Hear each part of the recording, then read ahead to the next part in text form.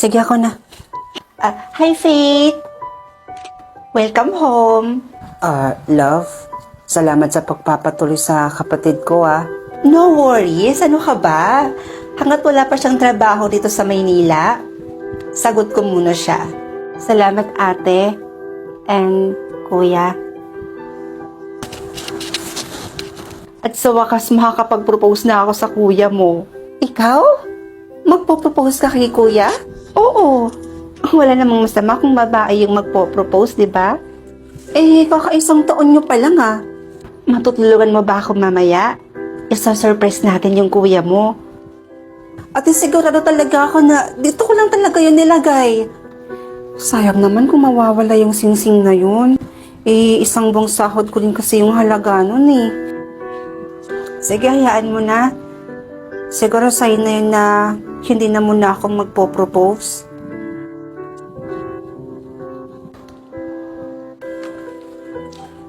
Bumili ka ng bagong singsing? Oo.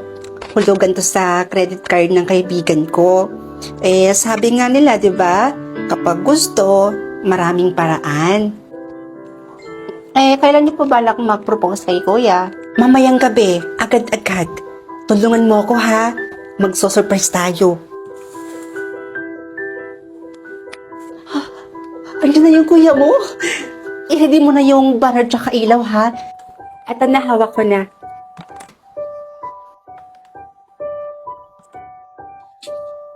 Kaya na. In 1, 2, 3, go. Will you marry me? Fred? Love! Tumawag ka ng ambulansya, bilisan mo! Dalhin natin siya sa ospital! Fred! Fred, gumising ka! Ayan na yata siya. Will you marry me? Ate, pasensya na pero wala si kuya Nagpabili kasi ako sa kanya ng cellphone. Kailangan ko kasi ng bagong cellphone ngayon para sa ina-applyan kong trabaho. Sorry. Hindi, okay lang. Okay lang. Sige ate, maliliko muna ako. Sige.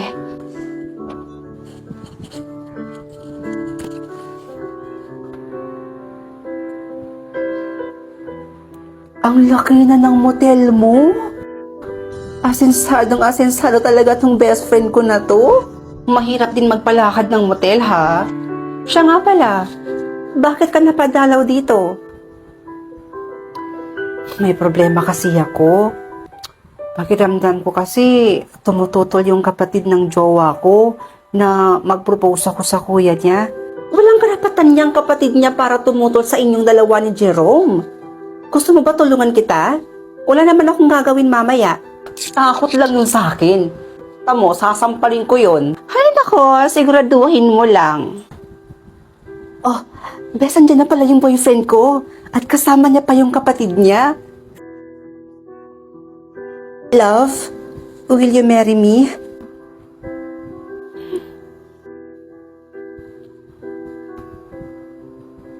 Teka, yan yung sinasabi mo na jowa mo at yung kapatid niya? Oo. Bakit?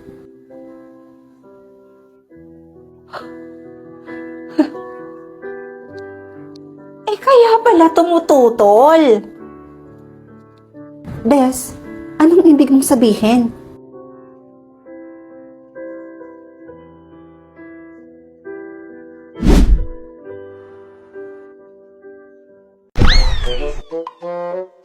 Hoy bata ka, kanina ka pa dito sa kwarto mong nagkukulong, panay ka cellphone. Baka naman gusto mo namang lumamon muna Nagagalit na doon si mama sa baba. Bumaba ka na dyan, kumain ka muna doon. Panay ka cellphone. Ate, mauna ka na doon. Tatapusin ko lang yung pinapanood ko. Alam mo Ryan napapansin ko, hindi ka na masyado lumalabas ng kwarto. Panay ka pa cellphone, para kang babae. Bayot ka ba? Lo, si ate, bayot ka agad. Ano pa yung pinapanood mo dyan sa cellphone mo? Movie na naman. Movie. Ano nga ba? Alam naman, paborito ko manood ng movie. So magkano naman yung binabayad mo dyan sa kakanood mo ng movie na yan? Ang mahal nga 599 yung bayad ko dito. Ano? Ang mahal Pwede ka namang manood ng movie nang hindi ka na nagbabayad. Ano app naman yan? Ang Mel Short! Wow! Dito sa Mel Short, napapanood mo na yung full episode ng lahat ng movie dito. As in, from episode 1 hanggang sa mag-the-end yung pinapanood mo. At eto pa, Ryan, hindi mo na din kailangan magbayad dito dahil lahat ng movie dito sa Mel Short ay free mo lang mapapanood at wala pang ads. O, tingnan mo, ang dami mong pwedeng mapanood dyan at libre lang yan, Ryan. Tapos, wala ka pang problemahin na ads. Tapos, hindi mo na rin kailangan magbayad. Makadownload na nga ako niyan. Go! Mag-download ka na ng Melo Short para makanood ka na ng free movies. Tapos hindi mo na papulimahing magbayad pa dahil hindi mo na kailangan magbayad at wala pang ads dito. What if di kami naghiwalay ng ex ko? Pero what if kami talaga? What if from ex to lover?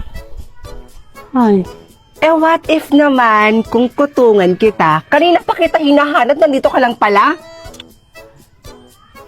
what if... Ay, umisa pa talaga, oh. What if? Are ate, bakit? Ano, bakit, ha? Matagal na kayong hiwalay ng ex mo, di ba? Pero hanggang ngayon, hindi ka pa rin makaget over? Ay, nako, kung ako sa'yo, what if kung gumamit ka na lang ng OFO app? Ofo? Ano yan ate? Sa OFO app, marami ka pang makikilalang gwapo, makaganda, cute. Kasing cute ko.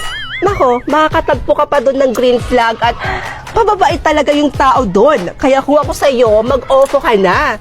Wow, ang saya naman pala sa Ofo. Pero, what if... Ano naman ba what if mo? Joke lang. Ito na, gagamit na ako ng Ofo. Bes, ayan ako ng tipaklong. Girl, ikaw lang pala yan. Kala ko na kung sino na. Nakakagulat ka naman. Bes, alam mo ba? Kami nga ni Marvin. Marvin? Boyfriend mo si Marvin? Eh, boyfriend ko yun eh. Ano? Boyfriend mo rin si Marvin? Ay, mali. Ay, Bes? Sino palang Marvin yung tinutukoy mo? Oo. Anong sinong Marvin? Hindi mo ba naaalala yung lagi kong kinikwento sa'yo? Si Marvin Valencio. Valencio? Oo. Valencio. Ah, oo. Si Marvin Valencio pala. Sorry. Akala ko kasi si Marvin Avis. Huli ka! Ha? Ano? Bakit? So, bakit mo nasabing may boyfriend ka na? So, ibig sabihin, may boyfriend ka na nga talaga? Sino yan? Ha? Anong pinagsasabi mo? Umamin ka na. Huling-huli ka na sa akto, oh. Ano? May boyfriend ka na? Okay, fine. Eto na. Sasalita na. Wow. Oo. May boyfriend na ako ngayon. And actually bago pa lang naman. Kasi kahapon ko lang siya sinagot. O di ba inamin mo rin? Pero as in, kung saka ako nagka-boyfriend, saka ka naman nagka-boyfriend na rin.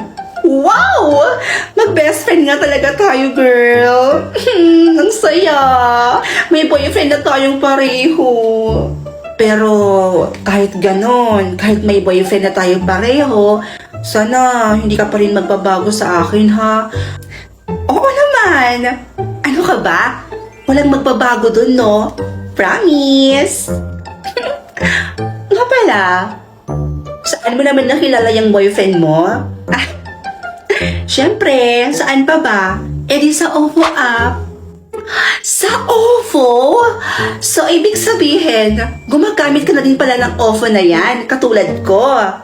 Oo. Simula kasi nung nirecommend mo sa akin yung OFO app na yan, Besh, eh ayun, talagang ginamit ko na talaga siya ng tuluyan. Especially kapag bored ako, Besh. Talagang nakababad lang talaga ako dyan sa OFO. Wow naman! Nakakakilig naman yung love story nyo. Sa OFO pa talaga kayo nagkakilala. Ah, diba? Ano sabi ko sa'yo noon? Diba sabi ko gumamit ka na ng OFO? Kasi dyan sa OFO na yan, sobrang ang saya-sayang gamitin yan. Kasi bukod sa maraming cute at magaganda dyan sa OFO, ay ganun din ang karami ng mga gwapo dyan sa OFO app na yan. Kaya ka siguro kaagad-agad nagka-boyfriend dyan. Kasi mahilig ka sa gwapo, di ba? Ay, naku, imposible. Imposibleng hindi ka nakabingwit ng gwapo dyan sa OFO app na yan. Very well said. Thank you, Besa. Thank you sa pag-recommend sa akin ng app na yun. You're welcome, Beshi ko. O siya, uwi na ako ha. Baka hinahanap na ako dun sa bahay.